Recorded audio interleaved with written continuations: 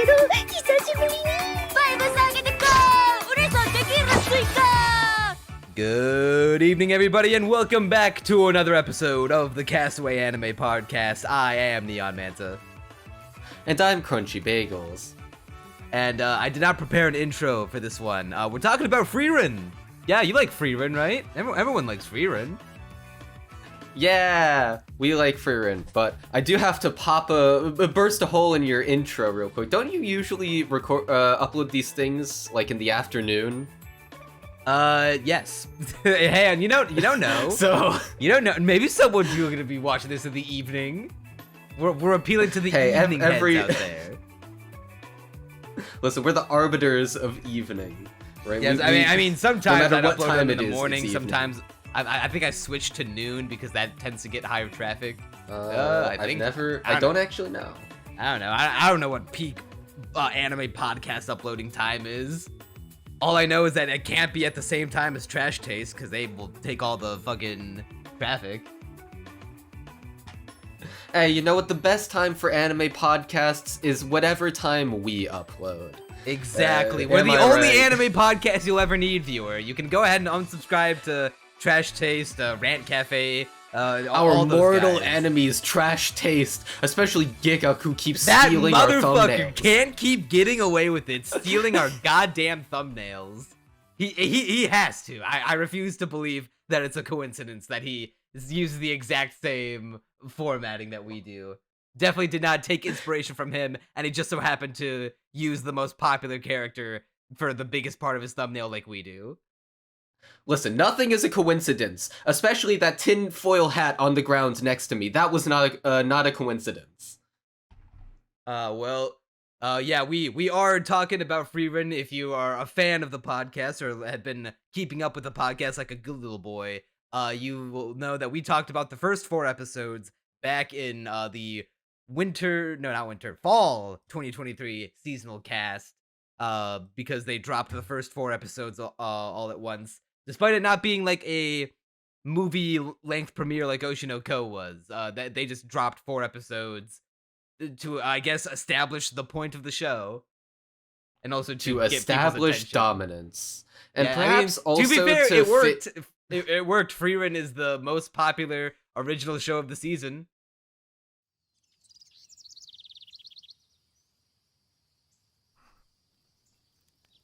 朝かフリーレン様が早起きしてる。それすごいことなの？当たり前です。こういう時はしっかり褒めないと。 Yeah, my only other theory as to why they did the batch drop for the first 4 episodes is to fit 27 episodes into a usual TV time slot schedule. That's my other working theory.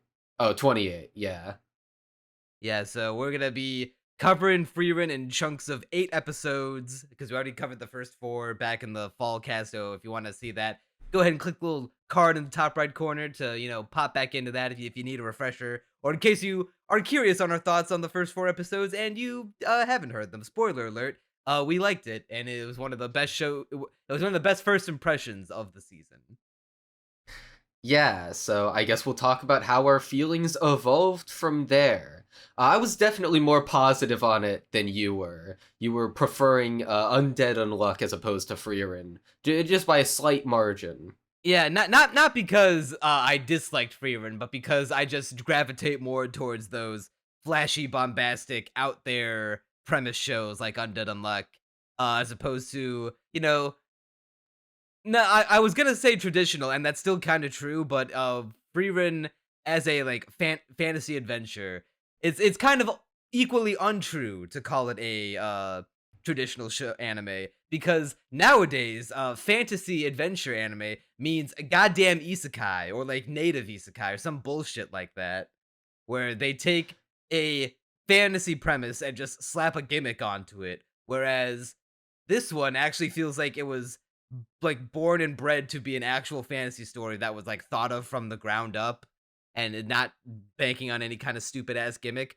It does have, you know, it takes place after the Demon King has been defeated by the hero's party, and Frieren could have, if we could be very much living in an alternate reality where Frieren was actually kicked out of the heroes' party and they farming for 3,000 years or some bullshit like that. But I love how like the premise of Frieren. I made this point in the seasonal podcast as well, but I love how the premise of Frieren doing the adventure again could totally be a trashy isekai premise, and in fact has been done before, of doing the adventure again. I forget what the show was called. I think it was like a stupid ass time loop, isekai though.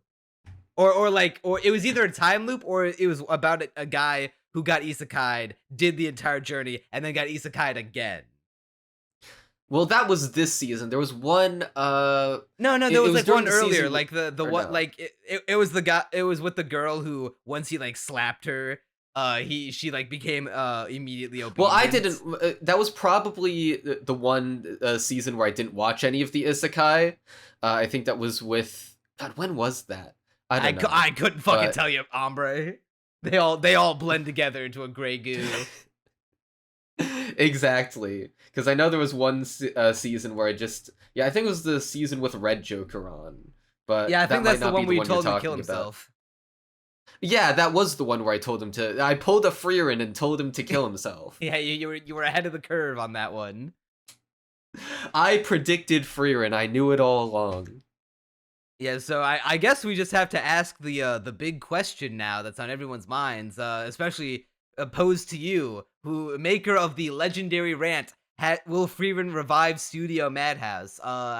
We're 12 episodes in. We're nearly halfway into the story of Frieren. Has it revived Studio Madhouse? Question mark. I think the question itself, asking it at this point in time, I was molding about a YouTube title earlier that I was talking about, where the title was something along the lines of Frieren has revived Studio Madhouse. And although I did make the rant, I think the question itself, asking it at this point in time, is extremely silly, because it basically betrays a lack of understanding of how studios work. So, like, the people on this show, it's not like all of them are going to stay at the studio forever. And just because the show was afforded the schedule to look like this, that doesn't mean that Madhouse is going to do this for every show from here on out. The way that Frieren would revive Studio Madhouse would be if they saw the success of this show and then, over the coming years, decided to change what they were doing in line with what Frieren paved the way for. And so to ask yourself, well, has it revived Studio Madhouse? You can't know that right now. That is literally, unless you're a studio insider and they've already made up their minds on the trajectory of the studio, you have no way of knowing what Frieren will cause within Studio Madhouse. And even if they had an idea of making more shows with production schedules in line with what Frieren was doing, you know, you still don't know if they're going to do that necessarily. They could change their minds. And so, realistically, we have to ask ourselves that question 4 or 5 years down the line. You know, maybe we can see the trajectory happening earlier than that. Like, oh, they've got banger after banger coming. The Frieren really did revive Studio Madhouse, bro. But I think it's something you really have to wait for, because there's so many But what if factors. I want to make a YouTube video and just call it ahead of time? You can try calling it ahead of time, but I will laugh at you for it, because that's a very silly thing to say in your YouTube title. The more accurate... What if I'm just interested in the short-term gain rather than the long-term victory? I'm trying to win the battle, not the war here. Well, if you're winning the battle and not the war, just say Frieren is good. I mean, like, that would be winning the battle. I mean, what you say that like implying that saying Frieren is bad wins the war or some shit.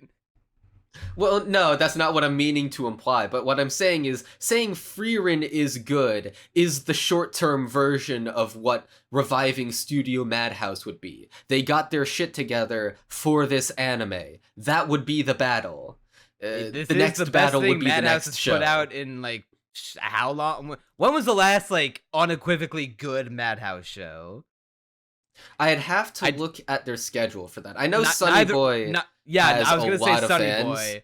I heard that, yeah, people liked it. We covered it on the podcast, didn't finish it. Yeah, I've heard it's really, really good, and I do want to get back to it someday, but that's the last time that and by the way, we were doing the seasonal podcast for the season that Sunny Boy aired, so we've literally previewed, sampled every single Madhouse anime since then, and we did not like a single one since then. Not even The Vampire Dies in No Time, which I know a lot of people are a fan of, and which got a second season, if I recall correctly. We were not fans of its humor. Yeah, there was that. There was fucking the Police in a Pod show that was not funny. Spuddle really. likes that one. We did not. Yeah, there wasn't there like a one about like the Princess Bibliophile or some shit? Yeah, Bibliophile Princess, and I was more positive on it than you, but we both laughed our asses off or side with dread once we heard the opening monologue of "I'm princess" and whatever cast. I could not recall what she said for the life of me, but it was this very boring generic exposition bit where she was monologuing to herself just to get all the setting details in there as quickly as possible. Just shove them in there. And also, most of these shows did not look very good. Sunny Boy was the exception. And something people have to understand that they don't often about studios is that if a studio makes one good-looking show, that does not necessarily mean that the same people that made that... Yeah, but also... okay, so... Anime, this is getting a little into the weeds of it because I read too much Sakuga blog. Something like 80% of animators in the anime industry in Japan are freelance. This means that they are not beholden to any studio. They do not work for MAPPA or Kyoto. Well, Kyoto Animations only has in-house workers. They do not freelance at all, as far as I know. But, you know, like UFO Tables workers, I think most of their workers are also in-house, actually. But I reckon they do a little bit of freelancing. I'd have to look into it. But, you know, name a studio, they probably have most of the people working on their shows are freelance. You know, Bind, for example. Mushoku Tensei and Onimai's quality was built off the back of freelancers. Sure, there are workers at Bind, but it is largely a freelance effort. And so, getting the right freelance workers on a project in order to make it look good, for one show, right, that does not mean the next show that the studio makes will look as good, because they don't necessarily have the same people involved, right? Frieren has the Bocchi director, and there are probably people who, fresh off the success of Bocchi, want to work with him. That's what I would guess. And so... if he's not there for future shows, well, who's to say all those other people are going to stick around too? Maybe some of them. You know, having even people working on Frieren who are talented in the first place is great for Madhouse, because it forges connections at the studio. But it does not necessitate them working again on Madhouse shows, right? Because Frieren, most likely, I have not looked deep into the staff list, mind you, but if I had to guess, is probably also mostly a freelance effort, right? Like the Bocchi director, I doubt he's working at Madhouse, like specifically for them. He was literally at Cloverworks last year. He's probably freelance. And he's probably, you know, maybe he'll stick around for Frieren season 2. Maybe he'll recur like that, but he's not beholden to the studio. And so, to say a studio is revived because one show isn't even halfway through airing is very silly, in my opinion. And you shouldn't do it. It's based off of a very poor understanding of how the industry do. That's my piece. I've been talking for very long. Yeah, I was while you were talking about that, I pulled up the staff list on Mal to see if I could find anyone of note. Just right now, it's a whole like wall of producers. I looked through Keiichiro Saito's history. He does have some history with Madhouse even before Frieren. He worked on Sunny Boy, and he worked on some of the specials for Aka 13.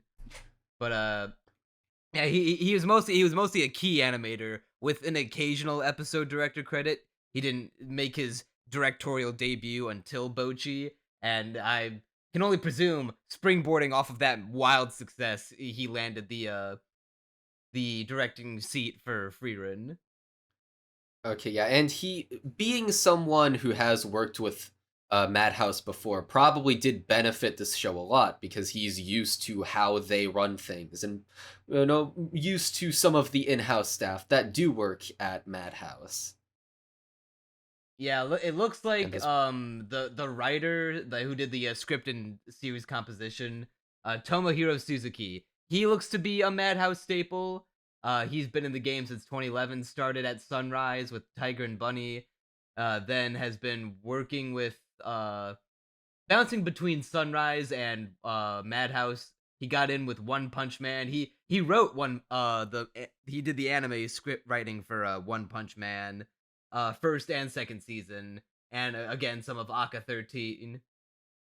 Yeah, and I went into this in the rant, but there were some people of the staff that was revealed at the time, which was very little, but of the staff that was revealed at the time, there were quite a few Madhouse mainstays.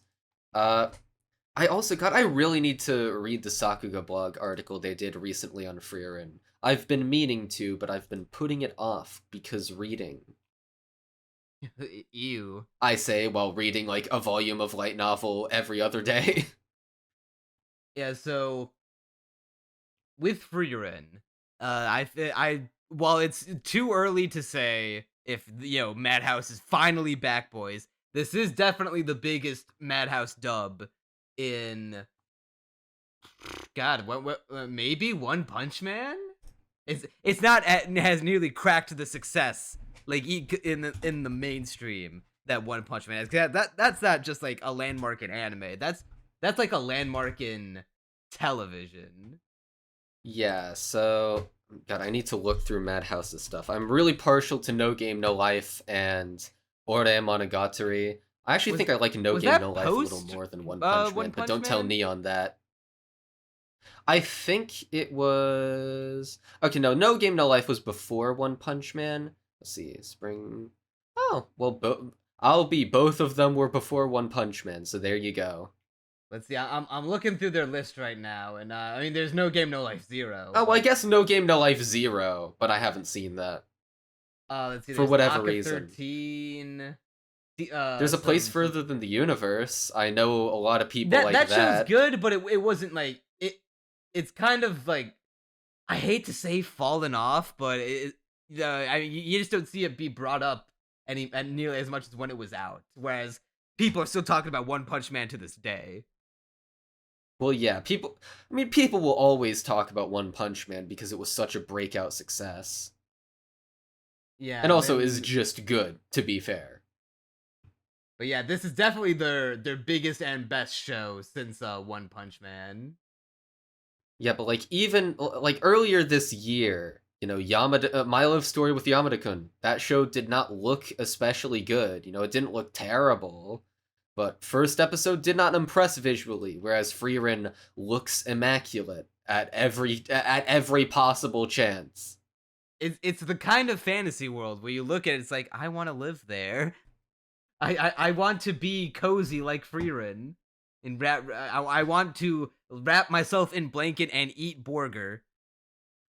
Dude, Frieren, when she just swaddled herself in that blanket and then closed her eyes and put her head down. God, you'll never be that comfy in your entire life. How do you feel about that? Isn't that devastating? Yeah, you're mad. I will perpetually mauled until the end of my days. Yeah, so the show, I mean, this is no secret. It's fucking beautiful. I have so many screenshots from these episodes. It's genuinely one of the most beautiful anime I've probably seen ever, if I'm to be honest. And like, I'm not even just talking about visuals, though that is an obvious huge part of it. The thing about the setting is that, like, while it's beautifully, brought to life through gorgeous illustrations and wonderful animation, as far as fantasy settings go, it's kind of generic. It's just that the way that they do their world building and the way they bring it to life makes it very pleasant to experience. Well, yeah, it's the Mushoku Tensei thing where This, I mean I this hate ain't to no Maiden beat Abyss a world. very I hate to beat a very dead comparison, but like if you look at the concepts behind Frieren and Mushoku Tensei's world, sure, in the fine details you will eventually, if you go sifting through the weeds watching it episode by episode, yeah, there will be some interesting concepts that maybe haven't been explored very much in other shows. But the broad strokes of the world are it's a fantasy, and that's it. But what I think, what sets Frieren apart we've from, been let's to say, like 5 different villages and towns in this arc, and only one of them stood out because it was in winter. yeah, all so the other ones look the I mean, they're same. all very, very like basic fantasy towns, but it's through learning about the way things be and the specifics of each town that like the circumstances surrounding them, and learning about demons infiltrating this one town and the history Frieren has in each area. It's through the particularity of the details that you really start to appreciate the setting. Although, admittedly, I will say Mushoku Tensei far better in this regard, in my opinion, because in Mushoku Tensei, like every episode or two, you were in a completely new, specifically within the second half of that, every episode or two, you were in a completely new location. And it would be super interesting. Like, you'd have this jungle place with the Beastmen, and you hang out there for 2 episodes, and, there's the fucking desert place that they start with, and you get these beautiful shots of them walking through the desert. Yeah, there's and even within the desert place, they had this, like, fucking ghostly forest. Mushoku Tensei's world, although not super inspired within the broad strokes, was very fleshed out and, very varied. Whereas this tends to be, because it's a more slower paced journey, and so the setting shifts in sort of a gradient. So you start, to be fair, I say that, although they do jump cut to the snow place, so take that for what you will. Oh, okay, you were done with your point. Yeah, I was done with my point. Okay. Yeah, so outside of there's not a lot of variety in the individual settings, that at the very least they're all very nice, very pretty to look at, especially anytime we get to any part of nature.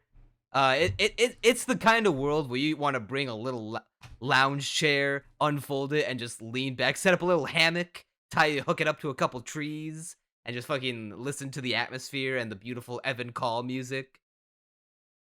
Yeah, just look out at the once again, lots of blank skies in this show, which I really I don't know, it feels right for the show. And that was, as I was saying about it being beautiful, it's not just in the visuals, it's in the atmosphere as well, and the themes it's dealing with, where it's a very calm show.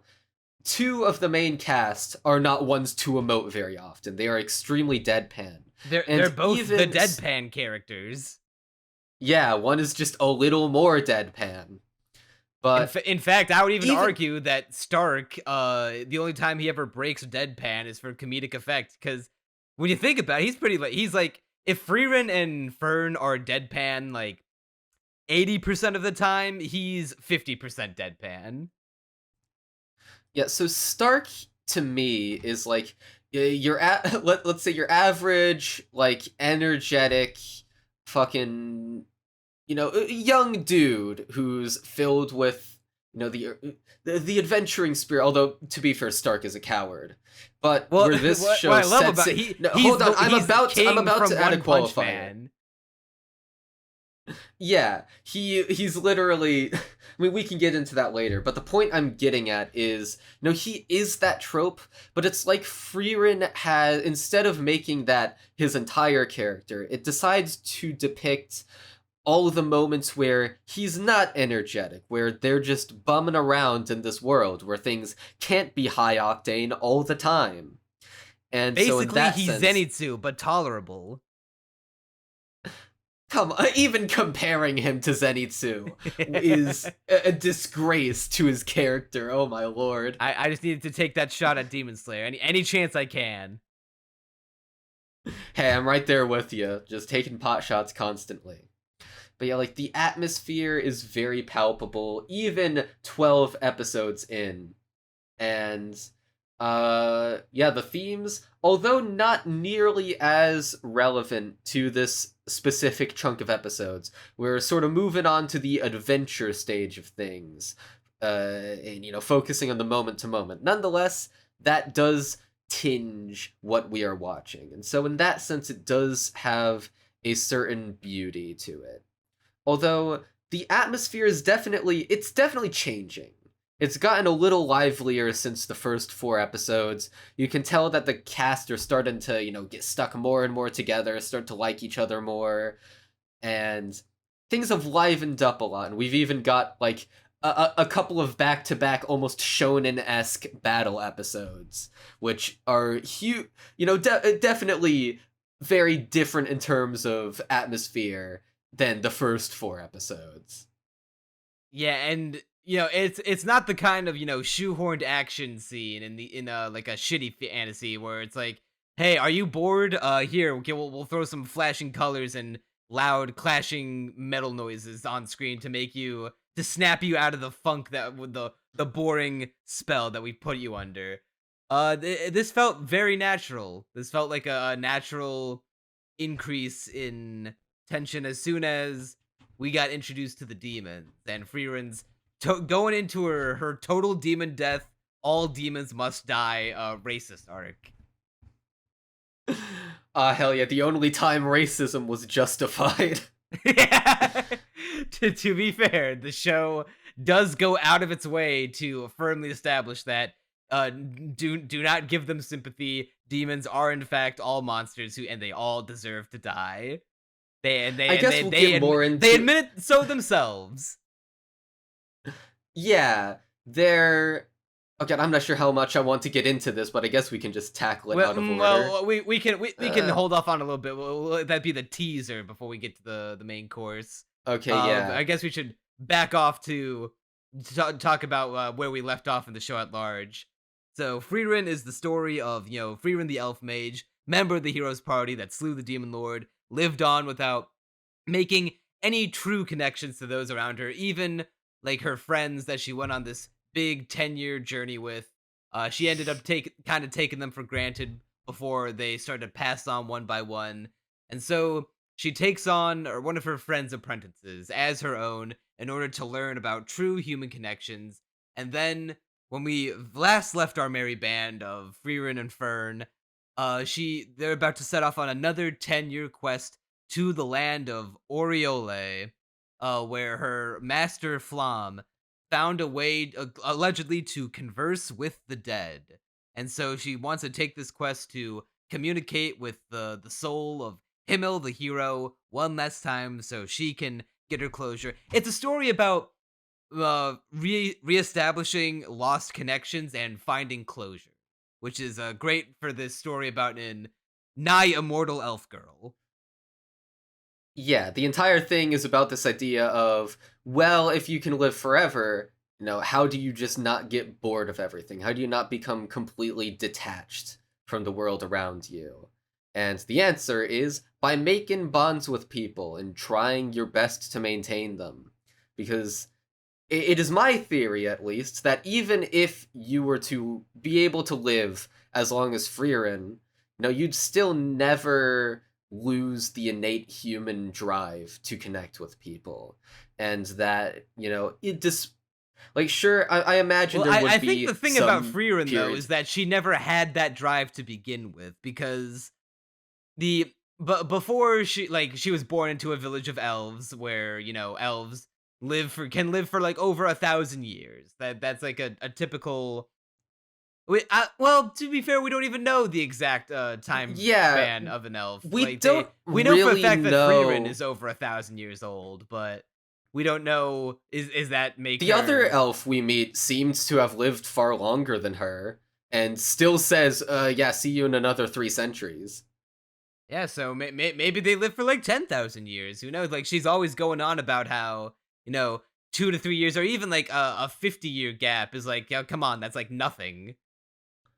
Yeah, but anyway, I mean, we don't really she know. never had those connections to begin with because she was probably... Well, when you're born among elves, you probably like share that kind of thing of, hey, we don't really have that. At least in Frieren's case, why bother making these kinds of connections when all of this will end up being like the tiniest sliver of my lifespan.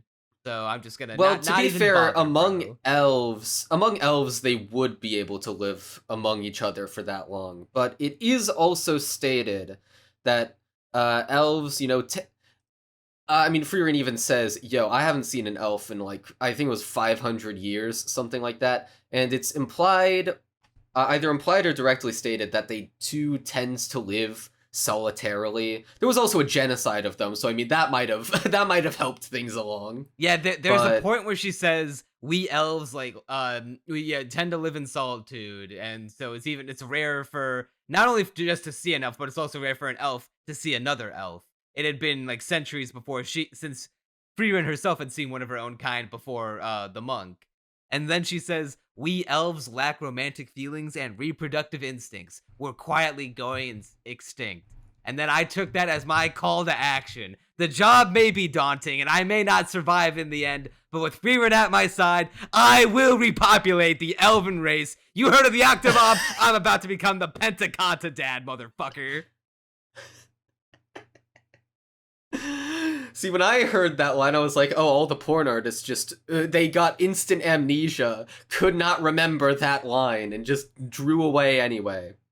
No, I have not seen any, but I can only imagine there's some particularly raunchy, especially when it's established that she's kind of a bit of a perv herself when she just straight up says she's going to give Stark a potion that dissolves clothes for his 18th birthday. Well, it isn't knowing really that he probably her wants it being him to use that on Fern because we know for a goddamn fact she ships those two.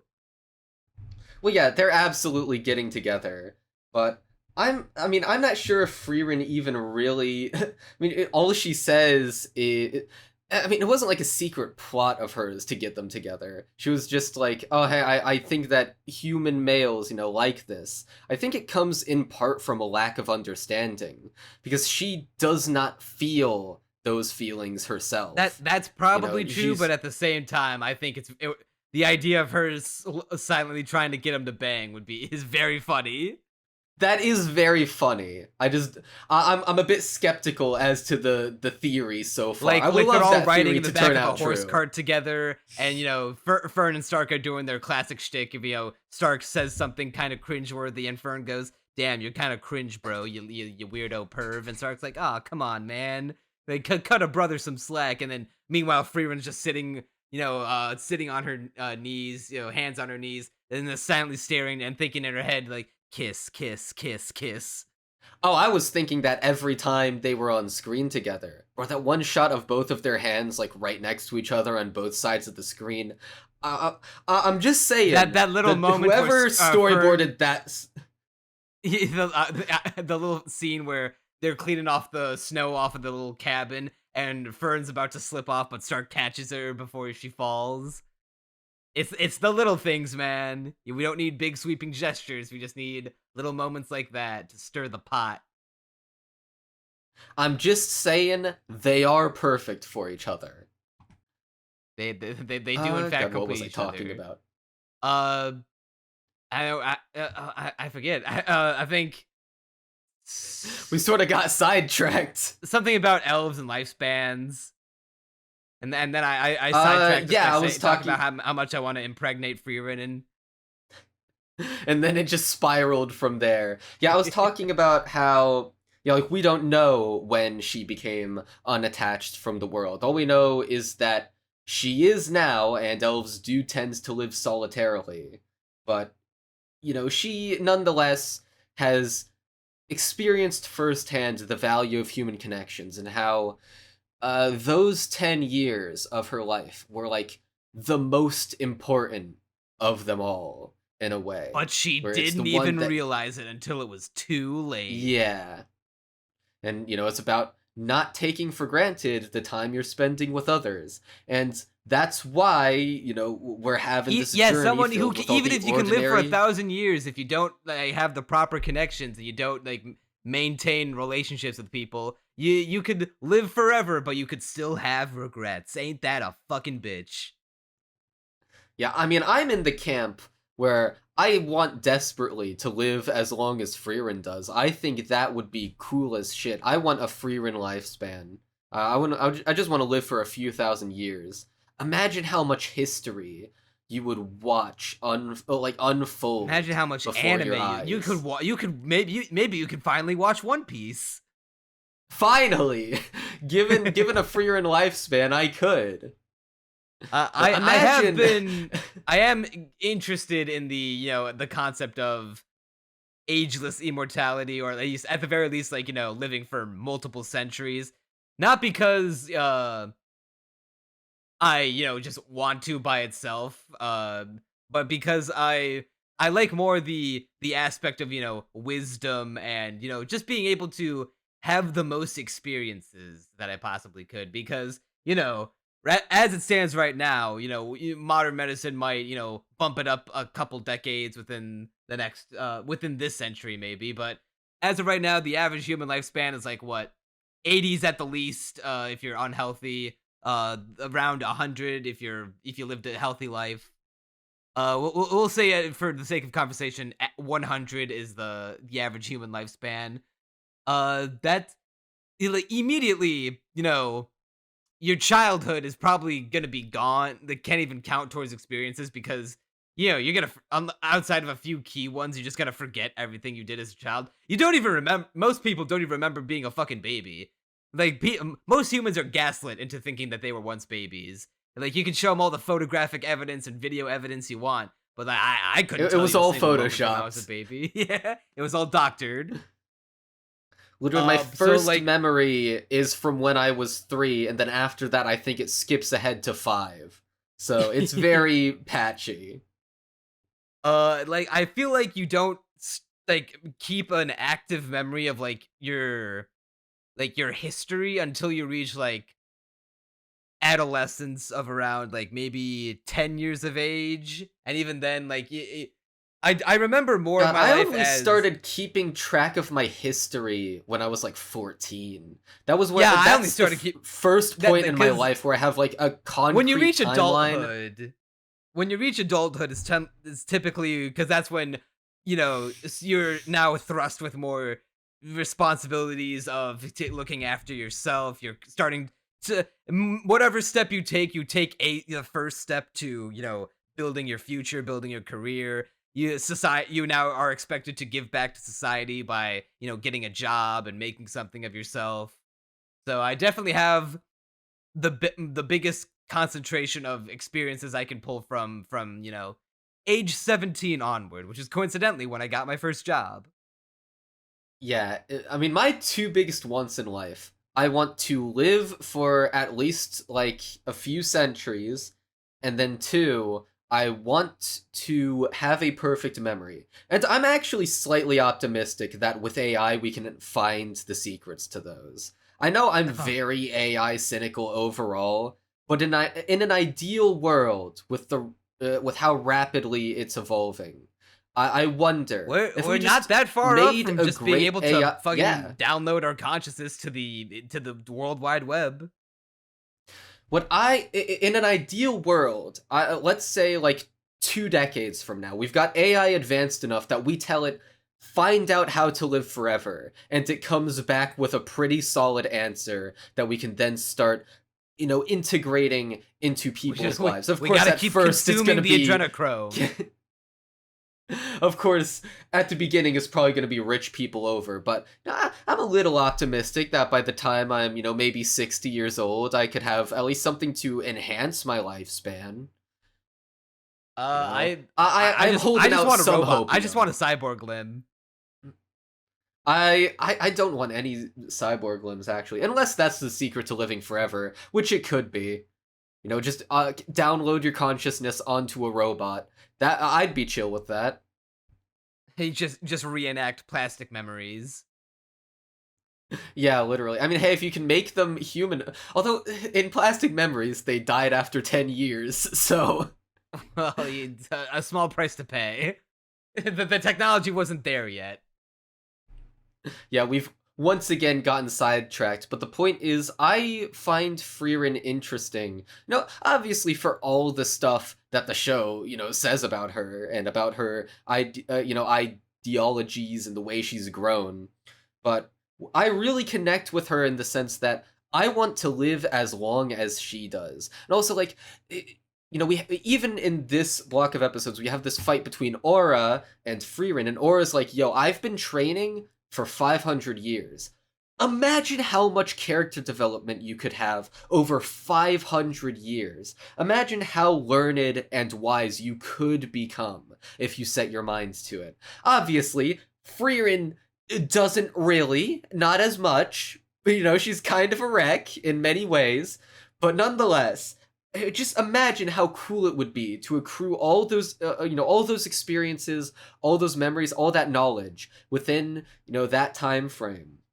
And that aspect is part of the reason why I love Frieren so much as a character, because you'd think with 1,000+ years of immortal life, she would become like way more bored and detached from like any notion of having fun at all. But she still maintains like very human quirks about her. She's not a morning person. She has to be babied like a like a baby to get out of bed before noon by someone much younger than she is. It's the point where Fern is basically her mother at this point. Yeah, it's this gap moe between her lifespan and the wisdom you'd think she'd have, and then the reality of she falls for mimics every single time because she's a dumb, stupid idiot in this specific way. Yeah, I love she's how it's because she her has this... love of grimoires blinds her each time she sees a chest, and is like, please have a new spell. Oh, it's a mimic. Oh no! Yeah, her ass would die in Dark Souls. Her ass could never be Dark Souls. She would open the treasure chest every single time, even knowing that it would be a mimic, and because she'd be like, maybe this time it'll actually have a treasure inside of it. The image, it's like a fan art someone did of Frieren stuck in the mimic with the sign next to it, totally not a mimic, and she still goes for it. And the thing is, she would do that in the actual show. Yeah. By the way, did you ever get your Frieren being eaten by mimic plush arrive to your home? It's actually it still hasn't come because I think it starts releasing halfway through December. It was a pre-order. So you just pre-ordered it then? Yeah. Okay. And then after that, it's supposed to arrive pretty quick. It said a few days. I actually checked it today, I think. And yeah, it's supposed to come within, I think, a week after that. Hopefully. So I should have it by the end of the month. Well, that's good. I love how she can be this calm, cool, and collected, wise old saint one moment, and then a bubbly child or a hopeless mess the next. Because every time she's engaging in her magic collecting hobby, it's when looks like she's at her happiest. Because she's skipping over to the dragon's treasure nest, being like, "Yay, yippee! I get to get a new spell. I get to see through people's clothes now. Ain't that cool, Fern?" Dude, I love the interaction she and Fern have there, where Fern's terrified of the dragon because of course she would be. Then Fern's like, oh yeah, most sorcerers don't do this multiple times in order to get a grimoire. I forgore. Because it's just completely normal for her to tempt fate that many times in a row. Because she has the power and the lifespan to get away with it. Yeah, well, mostly the power, let's be real, because, I mean, if she did not have the power, her lifespan would be cut very short. All right, we Probably gotta ask the real questions. Could she beat Gojo? I mean, without how OP Gojo is, let's be real, probably not. Is this a Frieren fires. Frieren fires a good Zoltrak, but I don't think she could beat Gojo. He's just too good. What could I was gonna say? Well, yeah, infinite void is just infinite. So even with her 1,000-year lifespan, she'd still get fucked by it. Yeah, like she'd be toast. Yeah, Gojo would The win. power scaling in Frieren is not quite at that level. Although she has yet to be challenged, though, which I hope does not maintain a trend for long. It's fine at the start of the series to establish that the passage of time and also the arrogance of demons and stuff like Zoltrak going from this once powerful demon spell to now just being a common attack spell. That's still my favorite world building detail. Goddamn, I love it so much. But yeah, continue. But I sincerely hope that if we encounter more of the Demon Lord generals, that Frieren does not just one tap them by releasing her full Dragon Ball Z power, which is literally a thing in Dragon Ball, where they just suppress it became a mechanic around the Frieza saga, where they just started masking their powers to hide from people trying to search them down. And then they would underestimate him by being like, "Oh, your power's so pathetic, we could take you out," and then they just get fucking one-tapped by Goku. Because like, oh no, I actually suppress my power and then release it all in one go, like the second that my fist makes contact with you. So, seeing that, triggered the Dragon Ball Z neurons in my head. Neuron activation. This is how you do the neuron activation meme for Neon. Just anything Dragon Ball adjacent. Exactly. That's how you make a good anime. You just copy Dragon Ball. Yeah. So, I mean, this totally seems like the kind of show where Frieren will get challenged. So by the end of it, I dearly hope it's not just a bunch of Iyashike adventures, and so far, it hasn't just been that. Although, what does concern me ever so slightly, and what is making my honeymoon period with this show fade a little bit, is the fact that we have not had much of an overarching plot yet. Granted, it's not just slice of life. There technically is one. It's just that it's hard to gauge the progress we've made on it because. Well, yeah, it's very far back in the background. Yeah, because we never lose sight of the overall goal of travel to Ende, where the demon's castle resides, so we can just try to talk with Himmel's dead soul, and that's gonna. They purposely set it up to be a long 10-year journey, so we can cram as much Iyashike side story bullshit as possible until the writer is like, all right, I think it's time to bring Frieren to a close. Yeah, I mean, we've literally been on this journey for like probably around 8 months. We spend 6 of them in a cabin. I think it's been about a year's worth of time. Because it's I did see the years counter go up. I was not actually keeping track. I think we went months. from 28 to 29. So I think. Well, yeah, I did see that, and that was after the cabin. Yeah, so I assume at the point we are now, at least 1 year has passed between the start of the 10-year journey and now. Yeah, and we never lose sight of that goal. But what I was expecting going in is that somewhere along the line we'd get more of an involved plot. And granted, we do kind of get that with the whole demon arc, but it's still relegated to that area. But I was thinking more something long scale that we would work toward, like an arc structure, which we do kind of have as well. But hopefully, as we go on, something long form. We've kind of only had, like, if you can call them arcs, we've only had really 2 The first being the introduction of Stark, and then the whole thing with the demons. Um, Obviously, this show is would not really benefit from going a shonen format and having arc after arc after arc. It can definitely benefit by having a series of Iyashikei episodic adventures. It's definitely proven itself to be capable and enjoyable to do that so far. I think we both I know I've said before, but I think you also prefer long-term narratives to episodic anime. Originally it was actually I preferred like slice of life episodic with like small long-running narrative themes. But as time goes on, that is gradually shifting to where I'm realizing, oh, all of my top favorite shows nowadays are the ones with stories in them.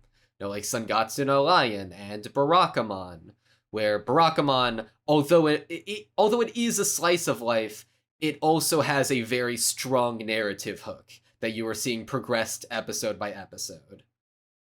Yeah, and I'm a big lover of shonen, and shonen has these big long journeys. And while we are going on a big long fat journey, it's not about it's quite literally about the journey, not the destination. And you can also say that about shonen. Like, I'm sure whatever the One Piece ends up being will ultimately be pennies to the overall experience that we've had in places like Dressrosa and Wano and whatnot in the world of One Piece. But there's still a focus in Frieren where it's like the atmosphere, because when the difference in like a show like One Piece is that we're going to this new place to have an arc there, and that's going to be like the place we're going to settle for the next 5 to 8 volumes of One Piece. Whereas in Frieren, we can just spend an episode with this elf monk who does fire ass squats and has a fucking ripped ass body voiced by Dio, and then wax philosophic about the nature of religion and what it means to believe in a higher calling, just to establish that you have at least one thing, one person, a concept that will remember you and acknowledge your existence. And that's I like that in the sense of I'm a big ideology boy.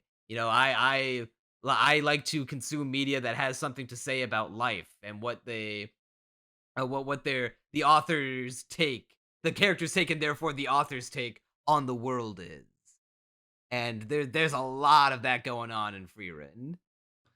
Yeah, it's a very Kino's Journey-esque story. Granted, I haven't seen that, but what I imagine Kino's Journey is like, as opposed to something more narrative driven so far.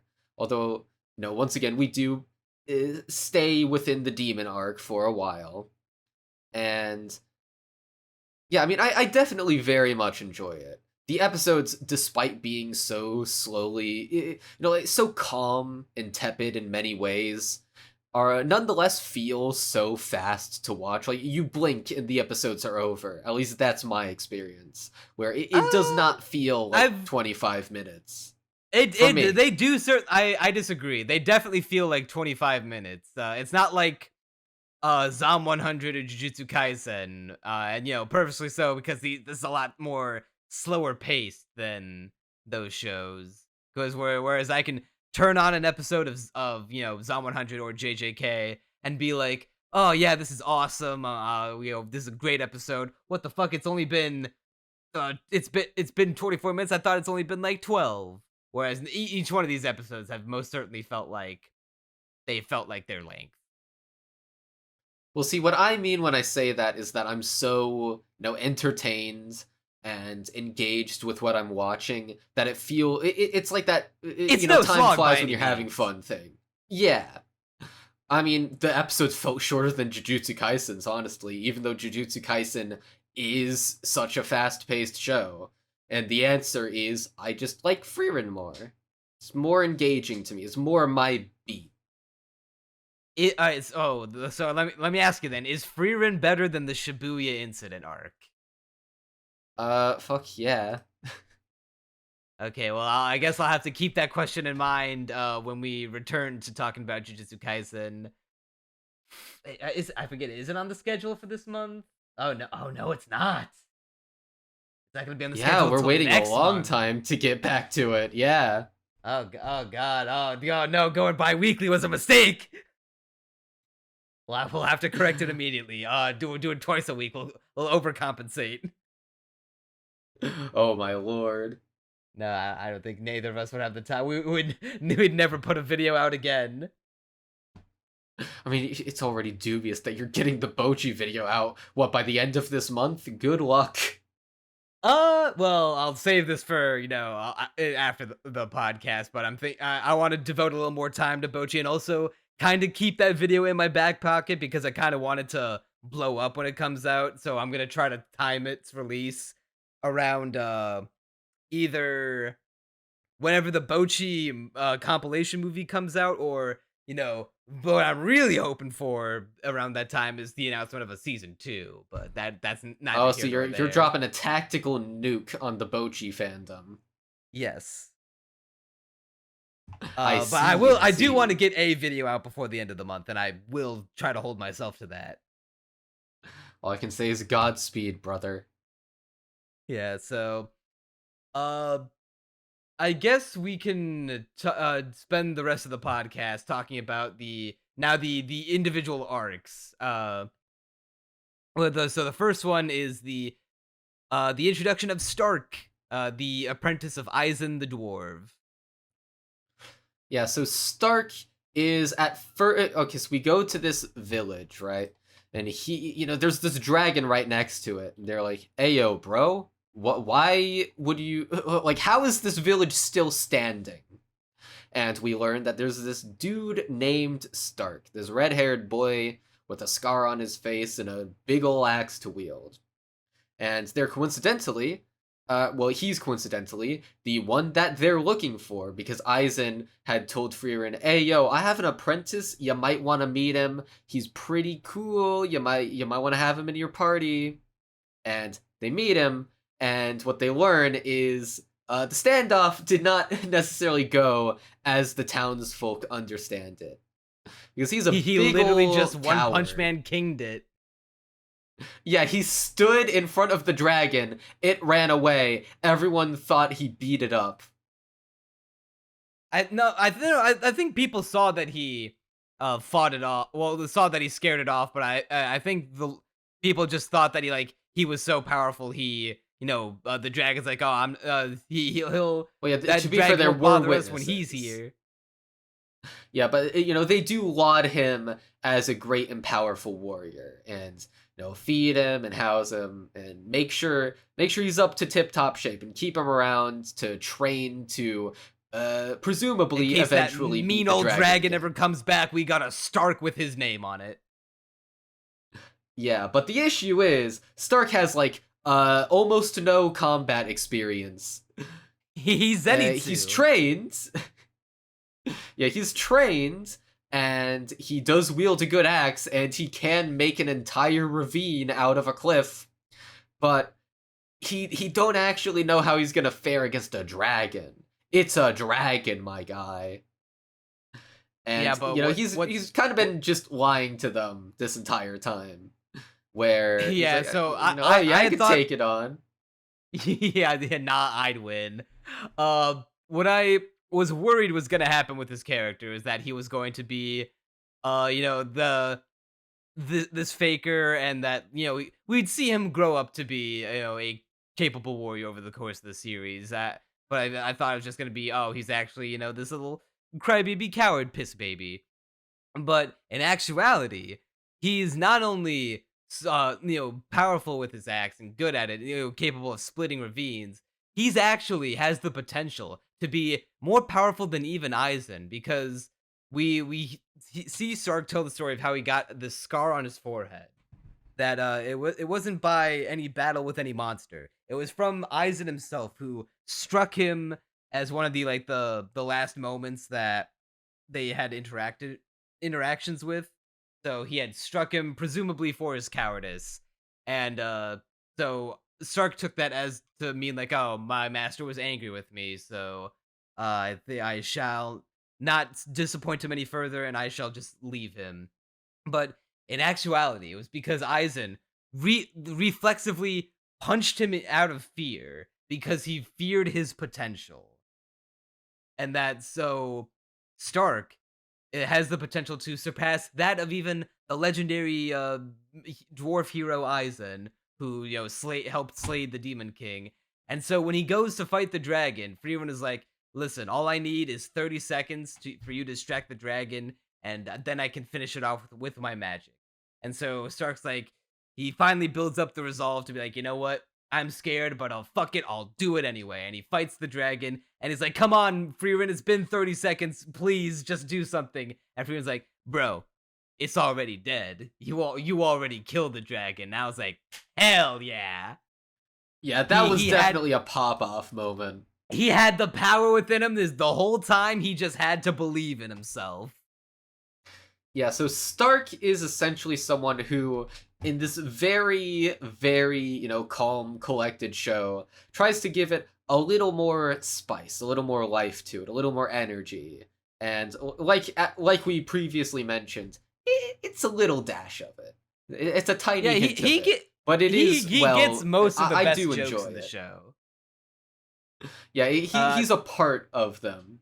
He is the only one who made me actually think that this was the Bocchi director. This is the same guy who directed Bocchi the Rock. And the two jokes that stood out to me most is when Stark is gearing up to fight the demons again, and he's about to walk out the door, and he tells Fern to be like, "No, you gotta go and evacuate the people from the town." And then Fern's like, "Stark, you don't mean?" And it's like, "Yeah, I'm gonna get on my hands and knees, and I'm gonna beg Frieren to help us out." And then the distance between Stark and Fern grow while the room stays the same. And I was just like, come on. Stark's like, come on, this is the only possible thing we can do. We can't beat them on by ourselves. I guess that's more logical, but I thought you were gonna do a thing there. Yeah, that was very Bocchi-esque, Bocchi-like. And then this other joke was very Bocchi-like, where this Stark was joking about how he remembered that he had been very casual in his conversation and speaking to the Graf, the lord of the town where the demons were attacking. And they were joking about how, being, so casual and curt with me is crimes punishable by execution, you little brat. And then at first he's like, "Ah, come on, you're messing around, right?" And then the door behind them opens, and a member of his court is holding an axe. Then looks down at Stark, and Stark's pissed himself in fear. And then the guy's just like, "Oh, by the way, my lord, I have finished cutting down that tree in the garden like you requested." That was very the most Bocchi joke in the show. Yeah, he fucking passes out after that. He is devastated. Yeah, and he saw his life flash before his eyes. Yeah, and the most tragic thing of all, Fern has canonically seen his dick and has called his pee small. That was out of pocket. Fern went in, bro. What's her frame of reference? Stark BTFO. True. Well, how many frame of reference has this bitch seen in her life? One probably at just most. Maybe. Yeah. Maybe either just Stark's maybe in the bath or some shit. Yeah, maybe. Yeah, maybe. I mean, in Japan, it's more common for people to bathe together. Maybe when she was really young, fucking 4 or 5 at most.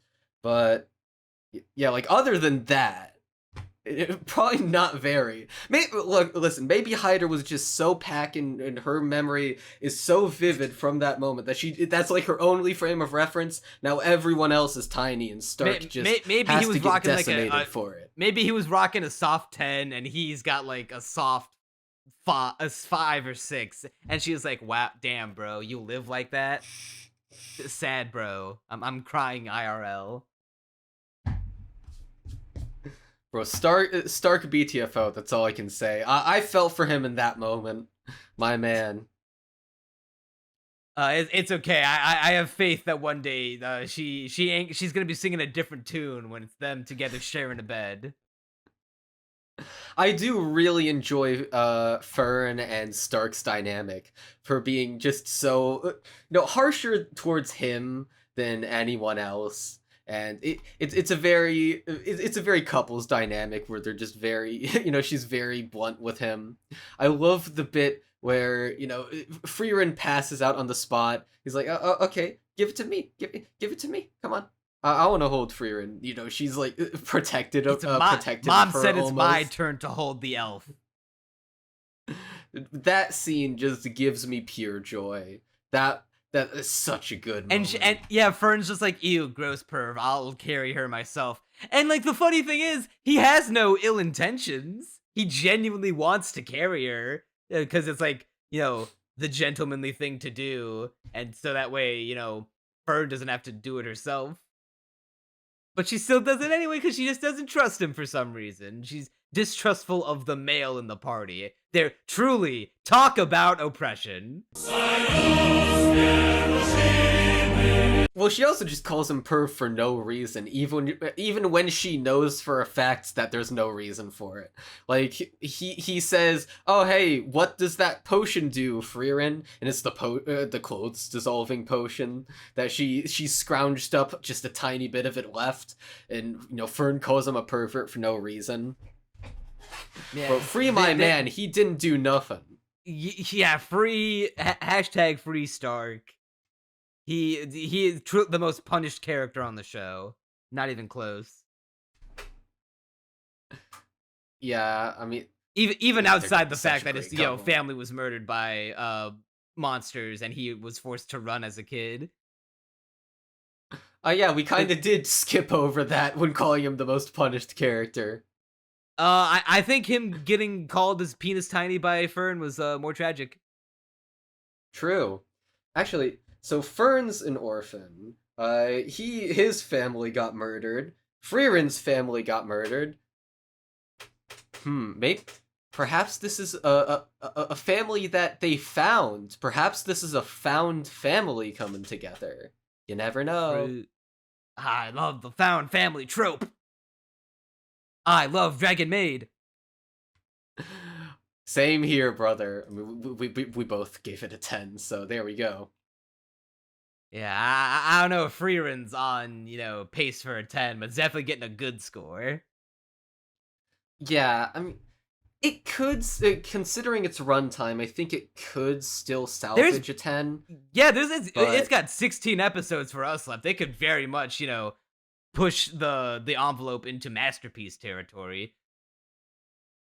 I mean, yeah, I was saying this in the first 4 episodes. What it needs to do is just have some sort of just a long-ish stretch of episodes with a plot, like that's very narratively driven, that has tons of stuff happening. Like I'd be willing, I don't mind that it's like a 6 to 8 episode arc. Yeah, something that has enough development to hit those huge emotional beats. Because to put this into perspective a little bit, right? So the demon arc, right? Now, I'm calling it an arc. It's like 3 episodes, something like that.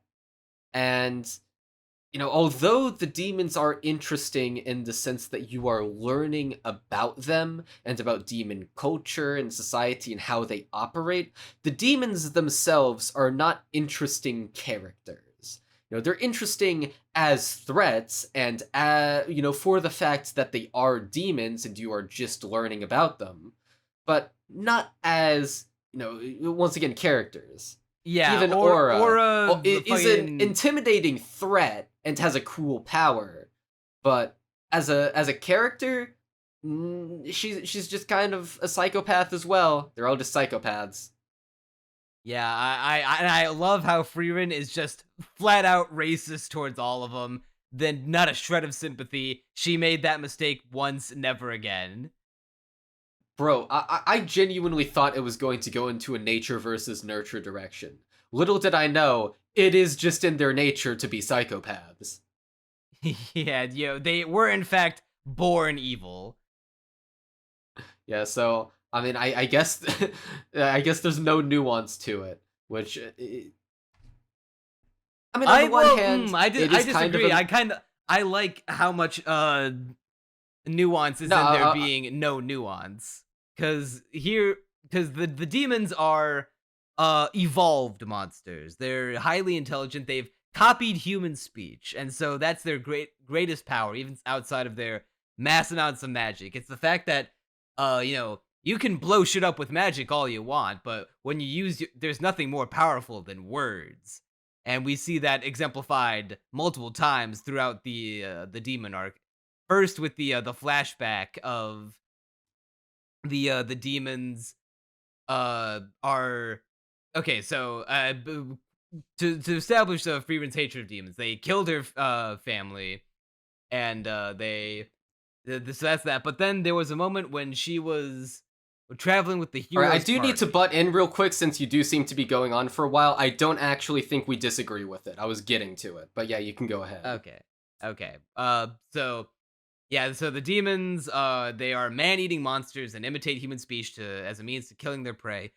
In the past, Himmel spared a demon girl who ate a family's daughter in a village, and Frieren was like, "All right, I can blow it up right now." But then the demon girl just went, "Mom, mom," and then so Himmel started showing some mercy on it. And even the village chief wanted to take a little pity on it and tried to adopt him as a member of his own family to atone for her sins. And for a while, it looked like it was actually working. The demon girl, supposedly spent a while living with this family and seeing spending time with the girl, with the dad, working out in the field, trying to make an honest living. Man, notably not necessarily emoting a lot, but it was trying. Looks like she's trying her best. Except, one day she burns down the chief's house, kills the chief, and then is trying to be like, "Hey, listen, family that whose daughter that I ate, that was as my way of showing atonement. Here is this guy's daughter. You can have her instead." That works, right? That's a clean money trade. We're it's like an even Tyreek Hill for Christian McCaffrey type trade for all you football heads out there. And see, what I like about that is that there's seemingly, if you take her words at at face value, a logic to why she did it. She has motivations that are seemingly innocent, and then she even says, "Oh, did I mess up?" And obviously then they kill her. But the point is, she was still trying to elicit sympathy in the sense that, oh, she's still just misguided. But obviously, they ain't gonna let it pass twice. Yeah, and so she's like, "Well, shit. I guess I'll just take this demon. No, I'll take this girl hostage." And then Himmel just immediately bum rushes her, cuts off her arms, and then as Frieren is already blasted a hole in her heart and she's fading away, she's like, Frieren asks, "Hey, demons literally are incapable of having any concept of family. They do mate and give birth, but after that they fuck off and they don't raise their young. They just grow up in isolation. So why would you call out for mom like that?" And the demon, while dying, doesn't even have a change in expression. Just coldly says, "Because for some reason humans they lower their guards when you say that word." And what a wonderful word that just causes our delicious human prey to lower their guards and be a little more sympathetic towards us demons. And that I thought that was fucking awesome. Yeah, I like the logic behind the way they act and the way they're described. And, we're learning about them as creatures as opposed to as something like humans or elves. Or it's very firmly established that demons, they're not anything close to humans, right? They're intelligent enough to kill, but that's it is their sole impossible for drive. there to be a good demon. They are just born evil. They are as monster as the dragons. Yeah, it's like a Goblin Slayer, where there's no such thing as a good goblin. The only good demon is one that doesn't crawl out of its stinking hole, which is why Goblin Slayer and Frieren would be the best of friends. Yeah, and see, I was disappointed at first that it wasn't going in a nature versus nurture direction, just because that's the sort of, moral dilemma, like ideological clash that I tend towards, and also the idea that, Frieren and co helped defeat the Demon King. Perhaps that could bring in some, interesting emotional conflict within her. And I probably still would have preferred that at the end of the day, but as it got more into, how the demons act, I think it won me over in the end. I think it was like, it definitely made a case. This is an acceptable. It made a good case for itself. Yeah. Yeah, like the one demon who all he did was look around. This is after we've established that demons are capable of like using human speech and like human attachments to prey upon them and their weaknesses. With this one moment where the Lord Graf has lured the quote-unquote peace envoy demons and talks to, end the war because it's not really going anywhere.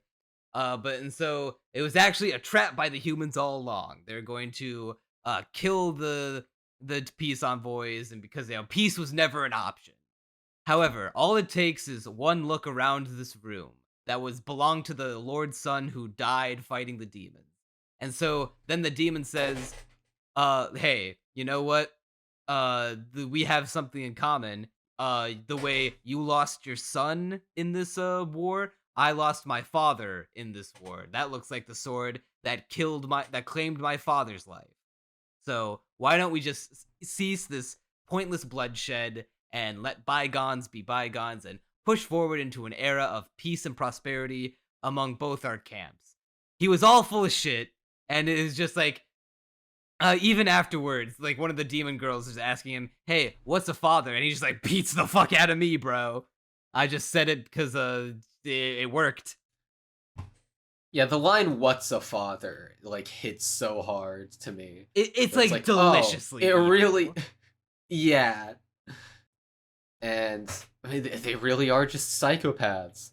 And so, yeah, and bro, even on sight, even like when she senses a demon and when she immediately, open carry, pulls out the staff, trying to blast him, and is going like full on sight, total demon death, and then immediately gets arrested for it. And so we enter the hashtag free Frieren arc, or free Ren, if you will. She does go to jail for racism. I see. She's been locked up for her hate crimes, but. Joke's on them. Racism is cool, actually. Listen, it's only a hate crime if you don't enjoy doing it. And so, after that we Frieren the type of person to be like a slur. I think you'll find that I said it quite clearly. Yeah. So let's see. I'm wondering how much detail to go into with this arc, but essentially. Turns out the demons were evil all along. One of them tries to get Frieren, tries to behead her, but that ain't gonna work. Lol, nope. And it's established very early on that demons are ones to underestimate their opponents, right? They don't have control over their mana, which gets into a whole nother thing.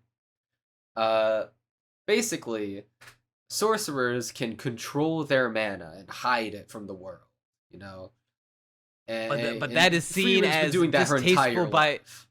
Yeah, but what's interesting about it is that even though they have, I love the explanation power for it. It's viewed upon as cowardly by other mages because the pursuit of magic is like the pursuit of knowledge or the pursuit of fucking gains, bro. You ain't gonna hide. You ain't gonna build your body to be this hulking Adonis and then only bench the bar.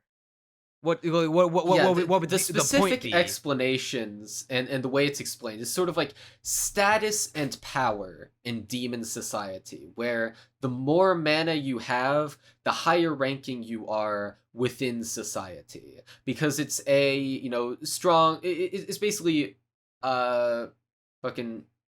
God, how am I forgetting the strong phrase? herd? Basically, the strongest survive. Yeah, strongest survive. The weakest. They are not treated especially well. And so if you hide your mana, yeah, if you hide your mana, you don't get treated well by society. They don't take kindly to the weak, is what Flam says. And so they always have it showing, and their conception of fighting is, yeah, whatever mana they have is whatever mana they have.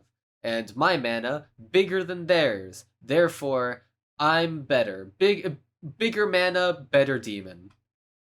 Yeah, even down to a literal mechanic with Aura, where her little scale thing allows her as she weighs the soul of her mana against her targets, and whoever's mana is greater gets to mentally dominate the other.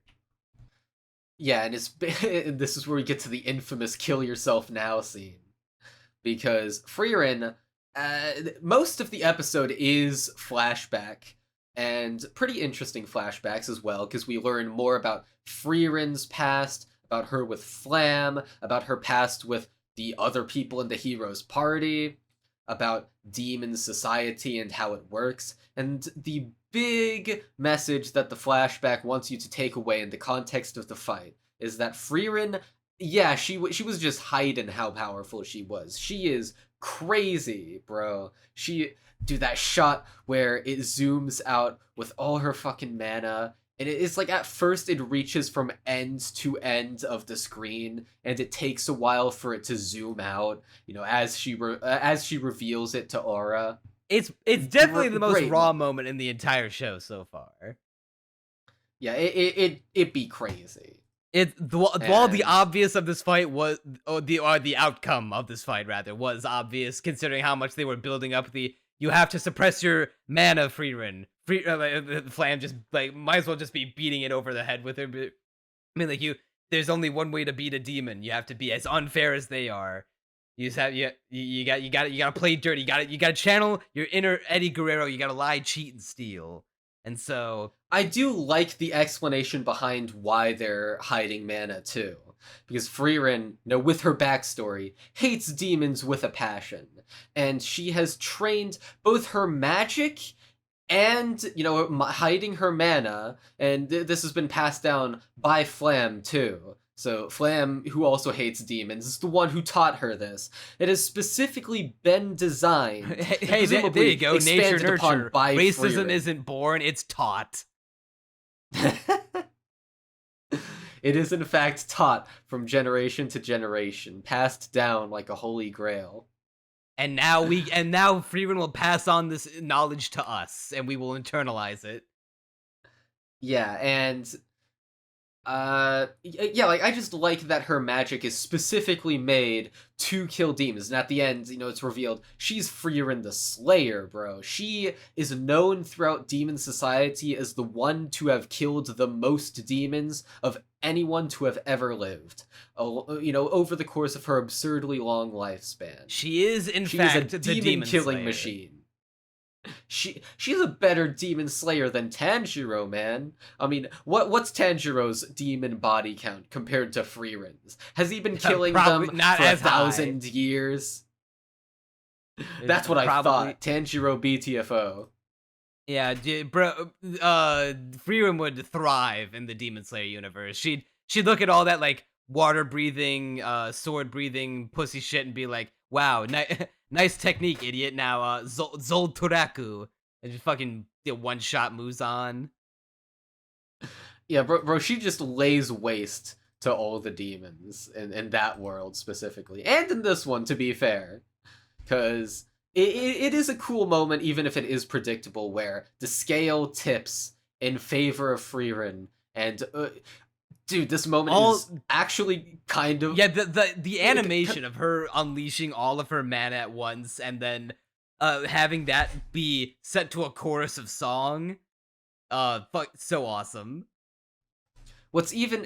this moment is almost difficult to watch, where she puts the sword against her neck, and it's so well animated, where she's just putting it right up to her neck. Her hair is getting cut off. Slowly piercing. Yeah, the and blood then, is starting bam, to... it's starting to well up, and then bam, the camera flips over a couple times, and ends up in the grass, as if you're in her point of view. Yeah, and all you see is just a a Dutch angle of Frieren walking away into over the horizon while the vision starts to fade and then cuts to black because she fucking killed herself, like Frieren told her to. Channeled the inner low-tier god within. I love all the Frieren kill yourself memes. They're so funny. And knowing the context is very rewarding. Also, seeing how much the Aura context of fan that art... and finally the context of Frieren Borger. Yeah. Her with a comically large burger. Was I the only one who, seeing all the fan art of Aura, thought she'd be a main character? Yep, I kind of thought she'd stick around more too, but nope. 2 episodes. That was part of the get, reason why I thought it'd be a nature versus nurture thing, because I was like, I had to rewatch Aura's gonna the OP. stick around. I had to rewatch the OP to see if that person who shows up after Flam, like looking all evil in the I literally did that same thing. Was Aura, and it's like, no, it's not. The only time Aura shows up is in that shot of where Frieren is like thrusting her staff forward, and then you see in the reflection of her little red orb in the staff, you see Aura holding the scales. That's a cool detail. Yeah, and by the way, the person at the very end of the OP is an elf, so I guess we're seeing yet another elf over the course of the show. It looks like I was still right all the way back in the fall cast, where it looks like we're probably gonna get like the evil Frieren, or like an elf who has taken their immortality and is going to be an evil guy with it, and we'll get an ideological clash between Frieren and evil elf on, you know, what to do with your thousands of years of immortality. That would be fucking great to get into. Like, with all of these years behind you, you can, you know, build your character up, but you can also build it in the opposite direction, in a way you shouldn't, and be evil with it. So I don't know. I feel like that could be really interesting. Yeah, and with that, do we have any overarching closing thoughts we want to say on Frieren before we wrap things up? Sure. I mean, I guess we can transition to outro with our overall thoughts on what the show is, you know, what we think so far, because I feel like we've hit most of the things that I wanted to talk about. You know, going through my notes, and it seems like, you know, we hit all the broad strokes. And by the way, near the end, like, I was taking barely any notes because I was just so hooked on the show. I was like, I just want to watch the show. Same kinda. Yeah, so overall thoughts, it is very, very good, and definitely far more my type of show than, you know, a lot of what we watch on this podcast. I'm not sure if I've ever told you this, but I am one who loves adventure shows, and I've been meaning to watch more of them. Mushoku Tensei adventure pilled me, and now I want to see more of them, but just haven't gotten around to watching, like, the There's this awesome anime you should watch called Journey Dragon Ball. Yeah, well, that's like that's like 800 episodes of adventure if you taken all of it or whatever. Honestly, I'm not sure exactly how much. Honestly, if you're just counting the OG Dragon Ball, like not even Z, like if you cut off before Z, that's an adventure show. Oh yeah, I have heard that it's like straight up adventure. And how many episodes is that? I think it's 100. Hang on, Dragon Ball. Let me do a quick check. I want to say it's like 100 episodes. Oh, so that's like shorter than Monogatari. 153. Okay, a little longer than Monogatari. But no, it is Kino. I think you might. I think you could skip some filler to knock it down to like 100 something. Yeah, so I mean, I could get to that someday, and you know, I probably will. I feel like every anime fan at some point has to watch Dragon Ball and Dragon Ball Z. It's required viewing at that point. I will force you down, and well, okay, if I can out myself, I know what happens in Dragon Ball, but I've never actually seen the OG Dragon Ball anime. I've only seen Z and Super. I'm a fake fan. Oh, how could you? But I mean, Z is literally one of my favorite things of all time, and influences like not even like stories that I want to write. It influences my day-to-day life. Like part of the reason that I am so gym-pilled is because I'm training to be like my shonen heroes, Goku and Vegeta, to get as fucking swole as they are. Oh god, I never want to be that ripped.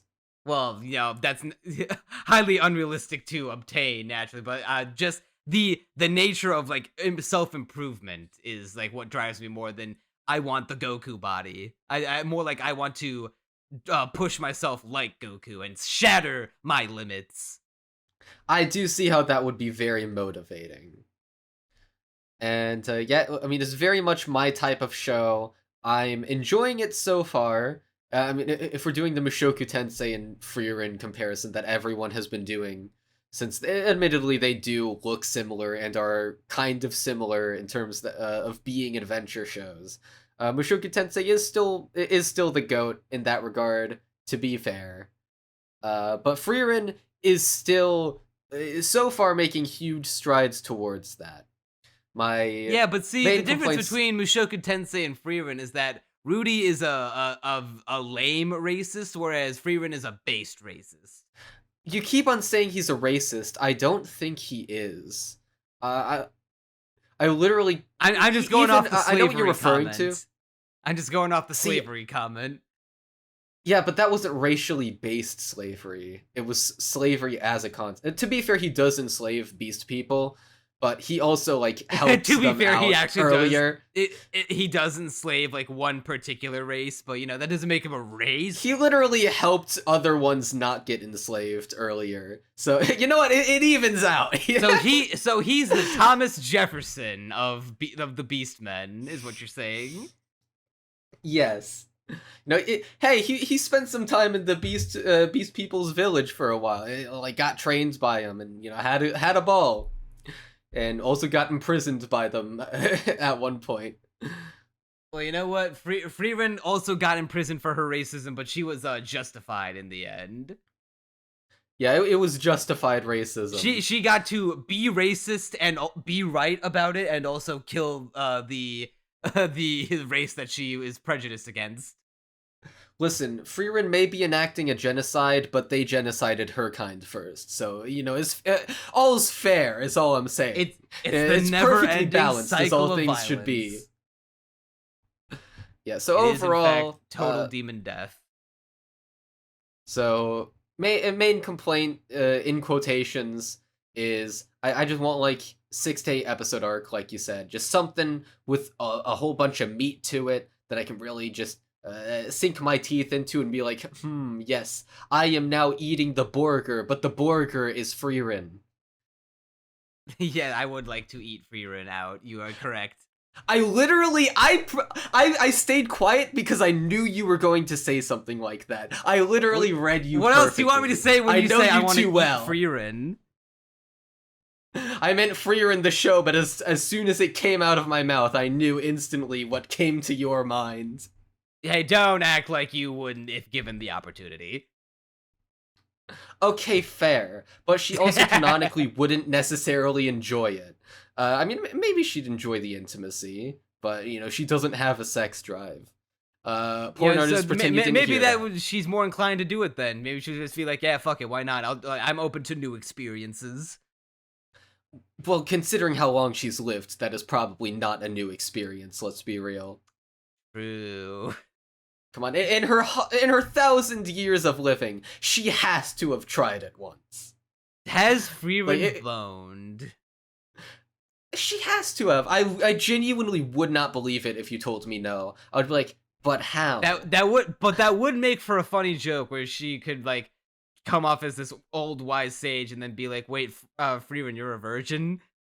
True. I mean, I guess it would be justified to me if Fern was like, okay, how do I bone Stark? And Frieren was like, I don't know, man. I never tried it. He beats me. I don't know what a fucking clitoris is. Yeah, there we go. That would be the context where it would be justified to me. That would be peak kenography. A few wrapping notes, I guess. Fern is canonically Christian. well, not Christian, but this show's version of Christian. She is a pious woman. I'm sure after this journey, she's gonna be training to be a nun. You know, listen, the only reason she isn't boning Stark all night, she's too busy praying all night, my guy. She's waiting for marriage. She's not only waiting for marriage, but even post-marriage, she's just gonna be praying, every night. No. She's waiting for marriage because then once that happens, she's letting down all the restraints and she's gonna throw herself at him full force. Yeah, so she is a woman of God. Confirmed. Also, Frieren confirmed atheist. Ew, yuck. God denier. Kill her now. You're an atheist. I say as an atheist. Yeah, I was gonna say. I'm surprised that you're heaping all this praise for Fern being religious when you are, and Frieren for not being when you are the opposite.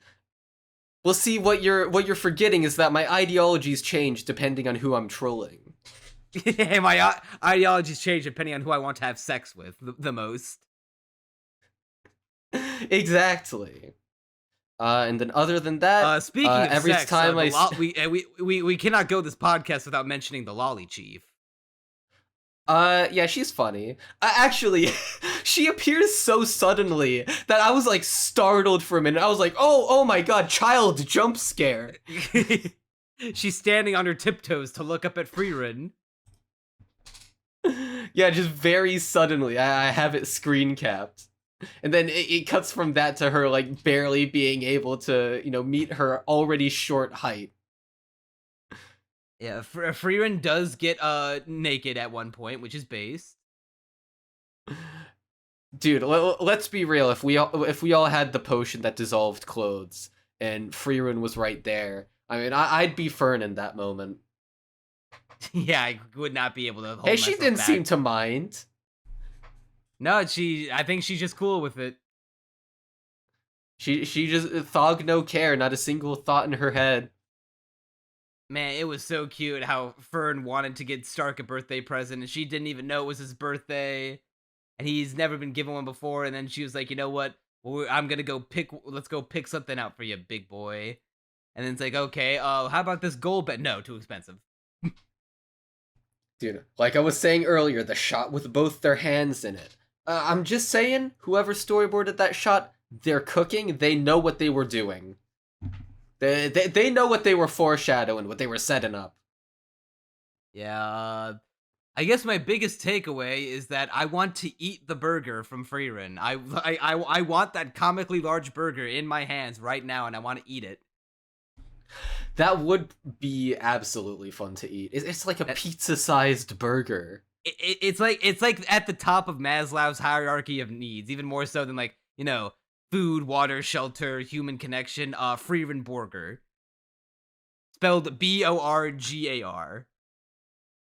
The only true spelling of Borger. Yeah, and if you want to hear more about Frieren Borger, click subscribe. So it's always there. It's easy to do. Reminding people that it's free for some reason makes them click it more.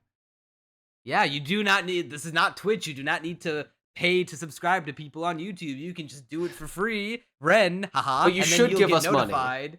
Money. Yeah, well, it does. We don't get money. If anything, you get money from the podcast. From anyone who checks out your channel from the podcast. What percentage they do, I have no idea because your audience is wider than ours. But and listen, you the viewer gain money by listening to us because we tell you what shows not to waste your money on. Haha, see? Not to waste your time. You're getting a bargain. Yeah, you're getting time back. Well, yeah, you're getting time back by us telling you what to watch and what not to watch. So you should watch Frieren. You should subscribe to the channel. And did I mean to Rick and Morty there? You should subscribe. You should like the video. You should head on down to the comments. Let us know what you think of Frieren. And be sure to subscribe to Crunchy's channel for some cool videos coming out. You've got a Scott Pilgrim video in the works. Yeah, it should come out around halfway through the month is the current projected date. But I'm gonna admit it. I think I'm succumbing and reading the comics just to have them down the hatch right before the video. So I've been getting all the podcast volumes? stuff.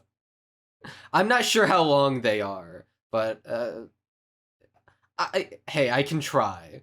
I can attempt at the to very do least, so. reading volume 1 should be a good enough point to say can be a Scott Pilgrim fan and not be called a fake ass hoe.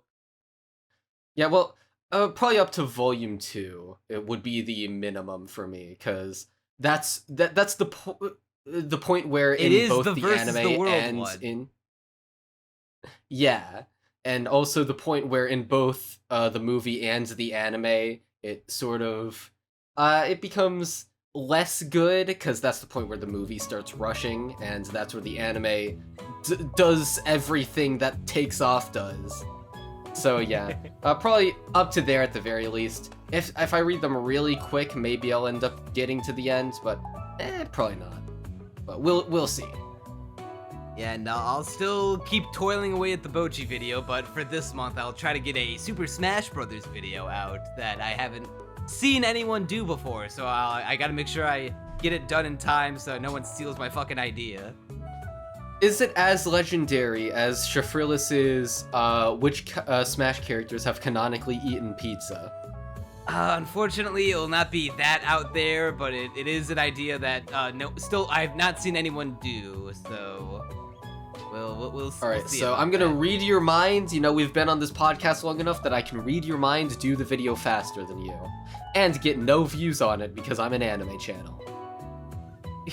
Well, yeah, probably. And for upcoming podcasts, we've got we're gonna have another episode coming out later this week, actually, if all goes as planned. We're gonna get The Boy and the Heron out. We're gonna it'll be my first Miyazaki movie. Yeah, we're gonna take Crunchy's Ghibli virginity away in real time. I can't wait for my first time. Hayward. Yeah, we're gonna cover Undead Unluck. We're gonna cover the end of Zom 100. We're gonna go back to Bleach and Jujutsu Kaisen in the new year. Lots of exciting stuff coming up for this channel and both of our channels. So be sure to subscribe. This outro's gone a little overboard, but you know what? That's okay. Hey, we had to show them all. Yeah, and we didn't show at the beginning, so we gotta backload it all at the end here. Hey, we're both shills. It's just what we do. Yeah, and so that will bring an end to this episode of the Castaway Anime Podcast. I am Neon Manta. And I'm Crunchy Bagels. And you'll see us next time.